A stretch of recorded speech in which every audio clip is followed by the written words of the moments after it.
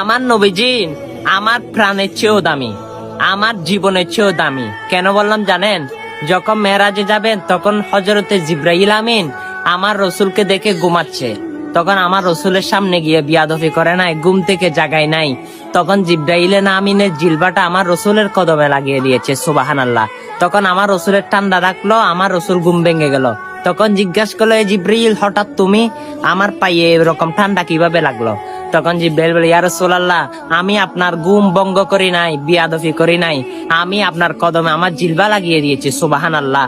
তখন আমার রাসূল বলে, হে জিবরাইল, তুমি ফেরেশতাদের সর্দার হইয়া এটা কি করলা? তখন জিবরাইল আমিন বলে, ইয়া রাসূলুল্লাহ, ইয়া রাসূলুল্লাহ, আমি ফেরেশতার সর্দার হতে পারি, কিন্তু আপনার কদমের সামনে কিছু না।